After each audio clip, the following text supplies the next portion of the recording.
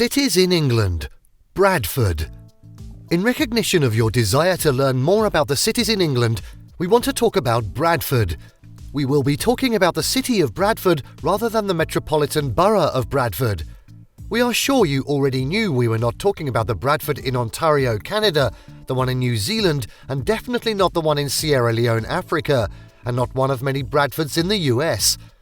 As you take your mind back to England, please steer clear of Cornwall's Bradford, the one in Devon, or that of Manchester. Then you can comprehend what we have to say about the city of West Yorkshire. In subdivision in the West Yorkshire Built-up Area, it's second in size only to Leeds. Bradford Before Now. During the Middle Ages, what is now known as Bradford was a small town centred on Kirkgate, Westgate and Ivegate. A fulling mill was mentioned in 1316, where all the manor corn was milled. Then King Edward IV allowed the observance of 2 annual fairs. From the moment he granted this, the town began to prosper. During the reign of Henry VIII, Bradford has grown to exceed Leeds as a manufacturing centre. Bradford continued to grow, albeit slowly, over the next 2 centuries as the wool trade increased in prominence. The Civil War had its mark on the city. Bradford was garrisoned for the parliamentarians. Royalist forces from Leeds launched an unsuccessful attack on the city in 1642. Of course, the effect of war brought a decline in the industry, but prosperity began to return in 1689 after the accession of William III and Mary II. However, it was the launch of manufacturing in the 18th century that marked the beginning of the town's development. To appreciate the big role played by Industrial Revolution, Bradford was just a small rural market town of 6,393 people then. Only a handful of local cottages and farms were involved in wool spinning and cloth weaving. But by 1841, the population of Bradford has grown to 34,560. Bradford grew as an international centre of textile manufacture and was known as the home of wool workers. Therefore, during the Industrial Revolution, it was a boom town amongst the earliest industrialised settlements. This explains the city's designations: the wool capital of the world, Woolopolis, and Wool City. As textile manufacturing grew, Bradford took advantage of the area's access to coal, iron ore, and soft water to grow its manufacturing base. This led to an explosion in population and stimulated a civic investment. Many Victorian architectures are still listed, including the Grand Italianate City Hall. In 1847, Bradford became a municipal borough and in 1897 got its charter as a city. However, the 1974 local government reform reduced Bradford's city limits. Bradford's culture. Let us talk about the city's culture. Bradford has a rich heritage in film and TV productions. Several of these have been shot and produced there. Besides, it's prominent in the culture of music and cuisine in addition to museums and art galleries. There's more to all these. Museums and art galleries. Prominent among the museums and art galleries in Bradford is the National Science and Media Museum, which celebrates cinema and movies. This museum, which is the most visited museum outside London, was previously known as the National Museum of Photography, Film and Television. Bradford Industrial Museum, established in 1974, is also there at Moorside Mills, where Bradford's industrial past significant achievements include textiles, printing and spinning mills in Eccleshill are explained. We have to mention also Bolling Hall, Cartwright Hall in Lister Park, Bradford Museums and Galleries, and Impression Galleries, among others.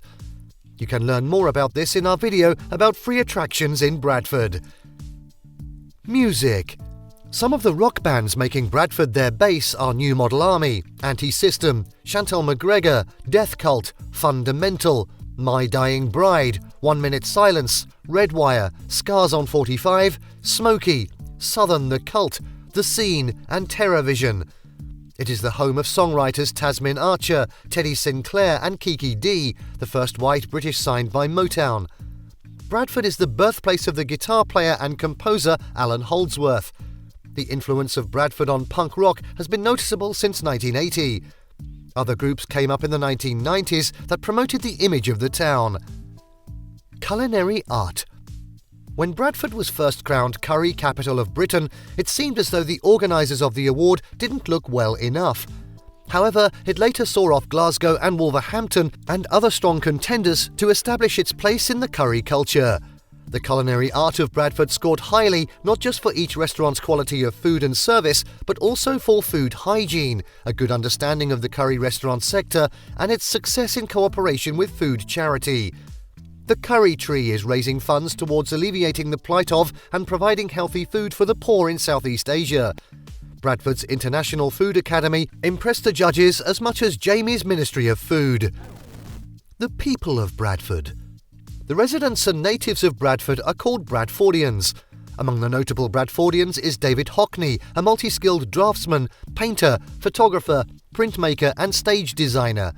He was born and bred in the city and educated at Bradford Grammar School.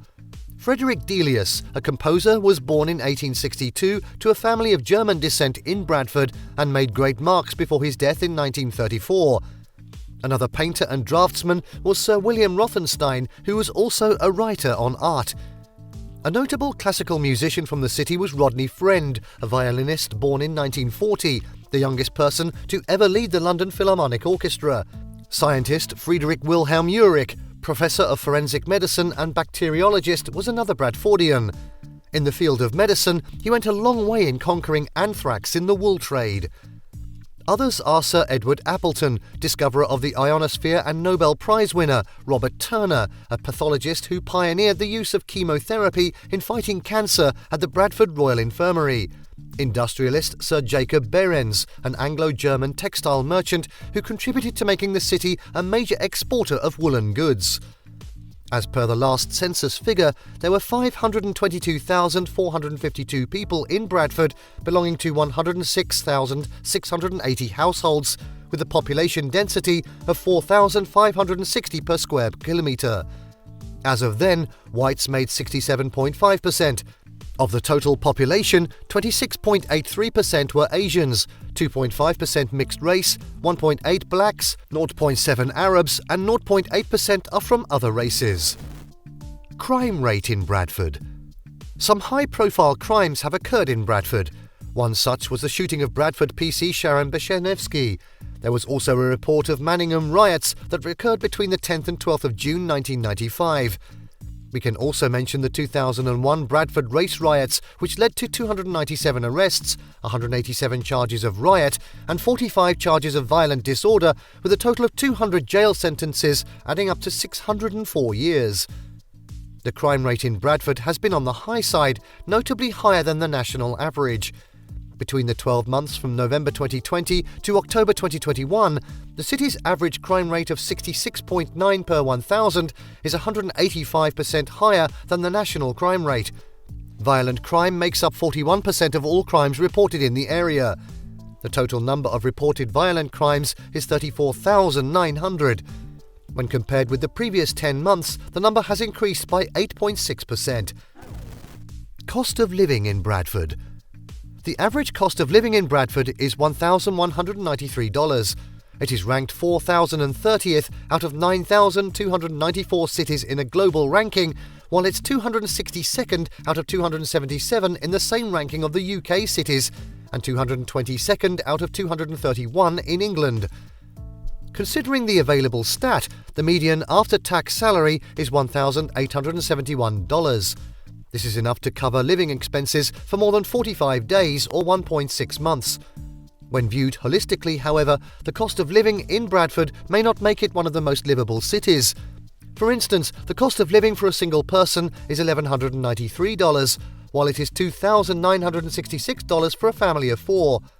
If you isolate cost items such as rent, utilities and transport, the quality of life may not be that great in this 15th largest city in the United Kingdom. Good and bad places in Bradford. As mentioned earlier, there are good places to live in Bradford. Again, this includes Lister Park and Peel Park, the lovely and rich outdoor areas in the city with amazing landscapes. Bradford is also well equipped with safe and decent cycle and walking paths for cyclists and pedestrians. However, Bradford has been ranked among the top 10 worst places to live in England for good reasons. It's among the most income-deprived and employment-deprived local authorities. While we dislike poverty and deprivation in Bradford, it's loved for being a cultural melting point, history, and its curries. What do you like or dislike about this city in England? Please let us know. Thank you for watching this video. Please don't forget to subscribe, comment, and turn on the notification bell. This is Learning Canteen.